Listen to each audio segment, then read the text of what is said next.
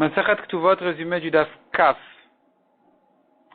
La Gemara ramène ici une braïta sur deux témoins qui étaient signés sur un shtar, ils sont morts.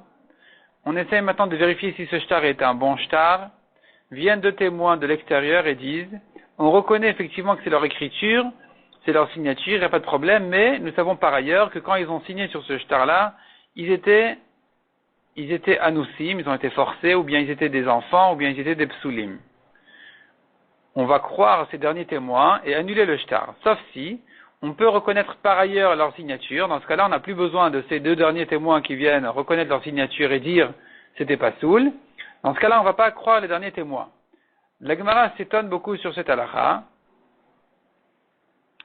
La Gemara conclut, après un débat entre Rav Sheshet et Rav Nachman, la Gemara conclut comme Rav Nachman qui dit que même si on reconnaît par ailleurs leur signature, et que nous avons maintenant deux pour et deux contre, les deux témoins signés, ils sont pour l'acte du shtar, les deux témoins qui viennent dire mais ils étaient psulim, il y a eu un problème, ils sont contre l'acte du shtar, et donc dans ce cas-là, puisque nous avons une contradiction entre les témoins, on ne va pas faire de changement, on va laisser le terrain là où il se trouve, l'argent là où il se trouve, le badi ne pourra pas se mêler pour faire quoi que ce soit. La Gemara donne l'exemple d'un homme qui était, on l'appelle Bar Shatia. Des fois, il était conscient, des fois il perdait la raison. Des fois il a retrouvé. Et lui, il avait des terrains depuis toujours, depuis ses ancêtres, et ce terrain-là, un jour il a vendu. Deux disent il était bien, deux disent il était mal quand il a vendu.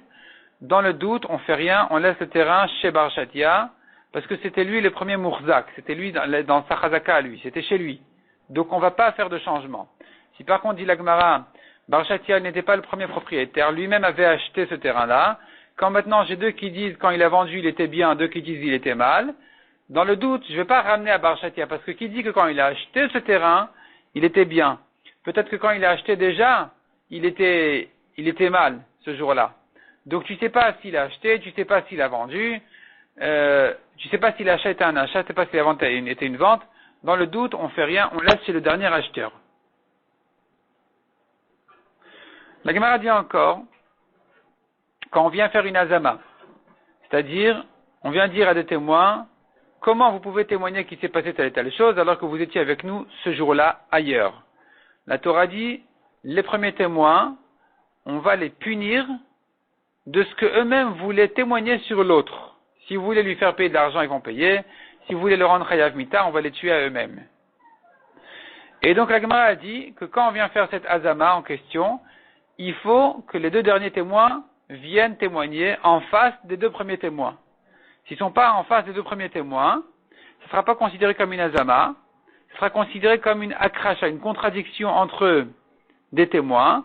Et là, on ne va pas donner raison aux uns plus qu'aux autres, mais au moins, le premier témoignage sera remis en question. La Gemara reprend ce qu'on a vu dans la braïta en haut, que si on reconnaît leur signature par ailleurs, et que donc on pourrait confirmer le shtar sans l'aide des témoins qui viennent reconnaître leur signature. La Gemara dit, comment est-ce qu'on peut reconnaître leur signature par ailleurs? Il faudrait la comparer avec un autre shtar, mais pas n'importe lequel. Un autre shtar qui a déjà été validé par le bedin. Un shtar qui a été confirmé par le bedin, reconnu par le bedin. Un shtar comme celui-là sera notre référence à comparer les signatures. Mais sinon, c'est pas bon. La Gemara dit, on peut comparer les signatures à un autre shtar, à deux autres shtarot, où on retrouve ces mêmes signatures, ou bien, si on trouve ces signatures-là sur des shtarot, sur des champs qui ont été vendus et qui ont été récoltés par l'acheteur pendant 3 ans en silence, tranquillement, c'est la preuve que la vente a eu lieu, que les signatures sont bonnes, et tu pourras donc comparer avec le shtar qui se présente devant nous au Badin. Mais à condition que ces deux autres shtarot ne se trouvent pas entre les mains, ne soient pas chez lui-même. Il faut que ce soit des shtarot de quelqu'un d'autre dans la ville et pas de lui-même, parce que sinon on dit il les a recopiés, il a recopié la signature. La Gemara ramène encore une braïta qui dit, un homme peut se noter j'ai vu telle et telle chose, tel et tel jour. Ensuite, il va témoigner sur cette histoire. La Gemara ramène là-dessus une marloquette. Est-ce qu'il faut qu'il se rappelle en gros ce qui s'est passé et qu'il relise dans son petit carnet pour renforcer sa mémoire sur les précisions, ou bien, même s'il se souvient de rien du tout, il a lu dans son carnet et ça l'a rappelé, c'est bon. Une chose est claire, il n'a pas le droit de venir témoigner, je témoigne que j'écris dans mon carnet. Ça vaut rien. Il doit témoigner, j'ai vu telle et telle chose. Mais même s'il s'est rappelé grâce à ses notes, à son carnet, c'est bon. Et c'est là où on a la marloquette, il se souvenait de rien du tout avant d'avoir lu son carnet, est-ce que c'est bon ou pas? La Gemara dit, de là tu apprends, d'après celui qui dit que même s'il se souvient de rien, il peut s'aider de son carnet pour venir témoigner, eh bien, si nous avons deux témoins, un a oublié complètement, l'autre peut venir lui rappeler. Il peut lui rappeler, c'est bon aussi, c'est comme son carnet. Est-ce que maintenant le concerné lui-même peut venir rappeler au témoin, quoi, tu te souviens pas qu'il s'est passé telle et telle chose? Il vient l'aider à se rappeler. La Gemara dit en principe non, mais si c'est un Talmid Chacham, on peut lui faire confiance qu'il s'est rappelé pour de vrai.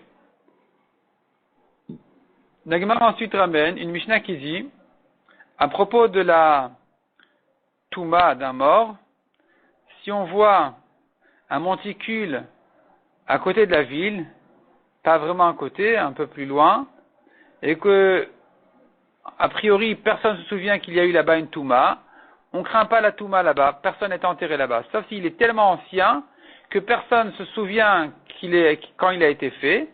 Dans ce cas-là, tu dis peut-être qu'il y avait à l'époque une Touma qu'on a oubliée.